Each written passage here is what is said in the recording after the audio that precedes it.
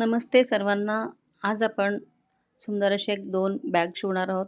तर इथे मला एका कस्टमरने हे कापड आणून दिलेलं आहे. तर हे मला ज्यूटसारखंच वाटतंय, पण मला माहीत नाही कपड्या क्वालिटी काय आहे. ज्यूट फॅब्रिकमध्येच येतं हे. तर तुम्ही पाहू शकता. जर कोणाला माहीत असेल तर हा कपडा कुठला आहे मलाही सांगितलं तर बरं होईल. कारण हे ज्यूटसारखं कडक आणि थिक आहे कापड. तर याच्या 2 बॅग शिवण्यासाठी माझ्याकडे एक कस्टमरने आणून दिलेले आहेत. तर बघू शकता. हा 1 मीटर ब्लाउज पीस इतका हा पीस आहे हा. तर याच्या बॅग शिवायच्या आहेत त्यांना, शॉपिंग बॅग सिंपल.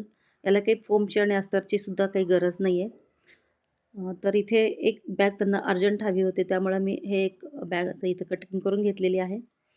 तर इथे 22 इंच रुंदी घेतलेली आहे आणि उंची घेतलेली आहे 17.5 इंच.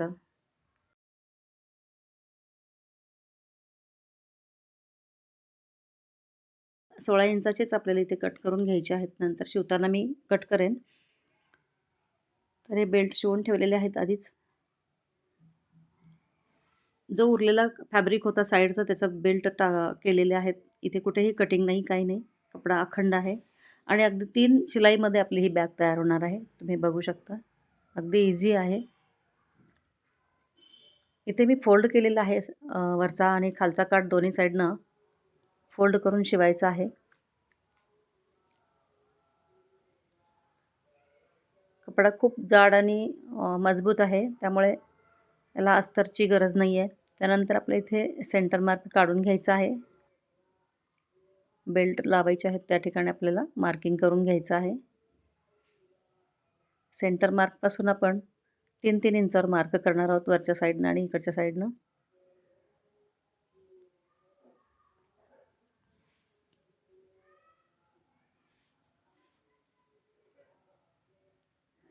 तर बेल्ट इथं आपण 16 इंचाचेच ठेवणार आहोत. तर 2 इंच मी इथे कटिंग करून घेतलेलं आहे.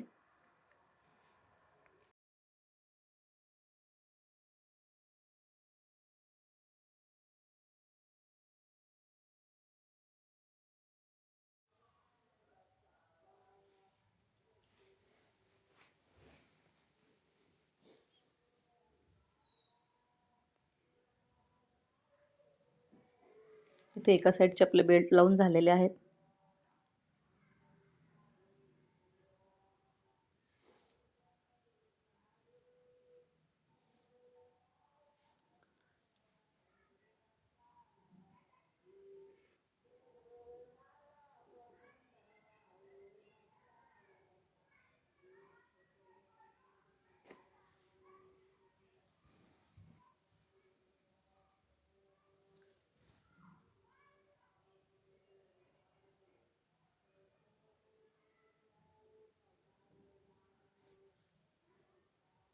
यानंतर आपल्याला साईडच्या दोन्ही बाजू शिवून घ्यायच्या आहेत.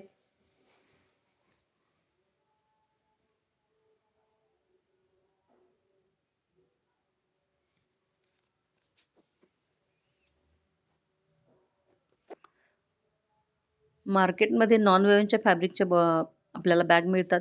अगदी या टाईपच्याच असतात.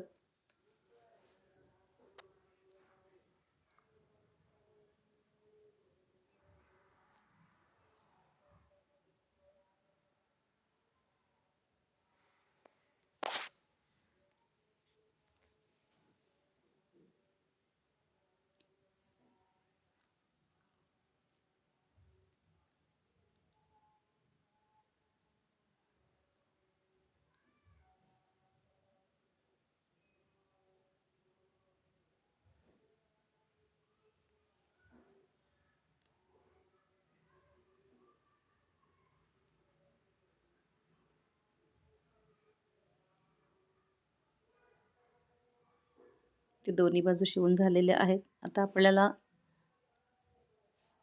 सेंटरला आपल्याला जो मध्यभागी कोपरा येतो ना, तो आपल्याला सेंटरला करून घ्यायचा आहे.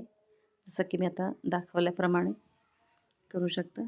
शिलाईची जी ठिकाण आहे ते बरोबर सेंटरला आलं पाहिजे आणि तिथून आपल्याला कॉर्नरपासून वरती 2.5 इंचावर मार्क करायचा आहे. दोन्ही साईडनं. आणि ते दोन्ही टोक आपल्याला जोडून घ्यायचे आहेत सरळ रेषा घेऊन, आणि तिथं मार्जिन सोडून शिलाई घ्यायची आहे.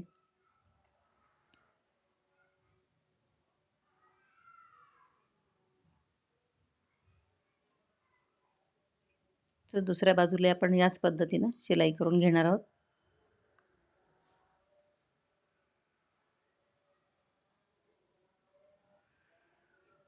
अडीच 3 किंवा आपल्याला जितकं आपल्याला खालच्या साईडनं बेस किती रुंद पाहिजे त्याच्यावर डिपेंड करतं. जेवढा बेस आपण जास्त घेऊ, बॅगची विड्थ जास्त वाढते आणि हाईट कमी होते. तर आपल्या रिक्वायरमेंटप्रमाणे आपण तो खालचा बेस ठरवू शकतो.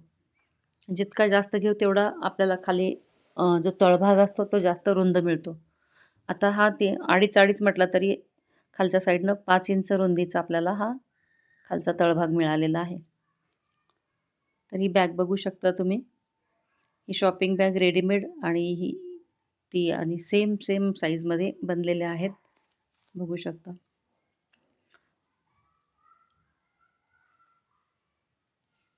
अशा पद्धतीने आपली ही बॅग तयार झालेली आहे. शॉपिंग बॅग म्हणा, भाजीसाठी पण वापरू शकतो. इतर कुठलाही मल्टीपर्पज यूज करू शकतो या बॅगचा. तर ही बॅग तुम्हाला कशी वाटली? सिंपल इझी ट्रिकमध्ये. तर हिची हाईट बघा 15.5 हाईट आलेली आहे आणि रुंदी आहे ती 19 इंच आलेली आहे बॅगची. तर ही सिंपल बॅग तुम्हाला कशी वाटली? आवडल्यास लाईक करा, शेअर करा आणि माझ्या चॅनलवर जर नवीन असाल तर सबस्क्राईब करायला विसरू नका. Thank you.